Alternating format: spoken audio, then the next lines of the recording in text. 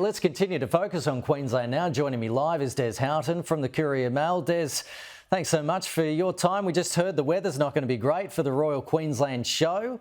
You've been keeping your eye on Judgement Day for beef cattle. I know you love a good steak too, Des. So. Oh, yes, Kenny, believe it or not, it's the most beautiful day today and there is not a cloud in the sky. But it is, and there's no rain forecast for tomorrow, so get to the Ekka quickly. And right. Today is one of the most important days in Queensland.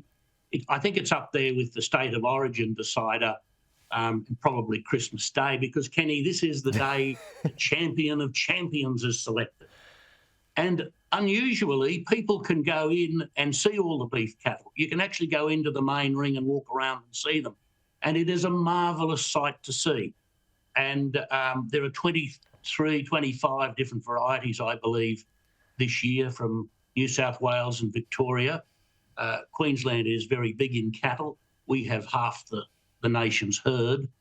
And, it's a huge export earner for Queensland, over $7 billion worth of trade. So one to go and watch. On a more serious note, Des, though, you've spoken to a former executive director of Queensland's emergency departments and he's told you his thoughts about the state's health system. Yes, this is Dr. Chris May. He has been, for many years, the emergency medicine supremo for the biggest hospitals. And he's just retired. And he said he's disappointed that he's been warning of the crises in hospitals for not just 10 but 20 years. And he said people just routinely ignored him and they kept trying to put out political bushfires without really planning to do what they were supposed to do and build more beds. Dr. May has also been joined and supported by another guy called Dr.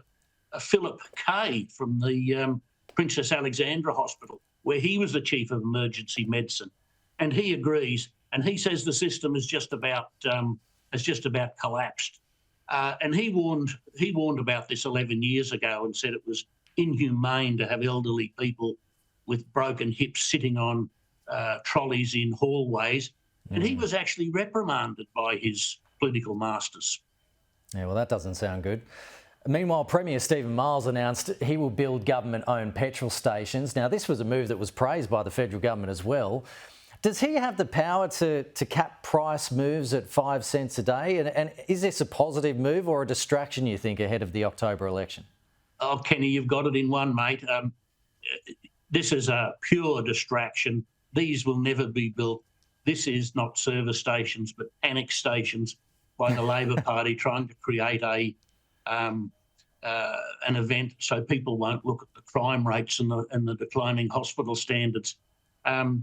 These will never be built, and they won't cause petrol prices to go down. And he has no power, as you say, to regulate prices. So it's a furphy. He knows it's a furphy. And in fact, his treasurer, Cameron Dick, told him 6 months ago when this was first muted that, hey, we can't do it. We haven't got the power to do it. Are Queenslanders listening, though? Do you think this will resonate with Queenslanders? Well, the polls are increasingly going the LNP way.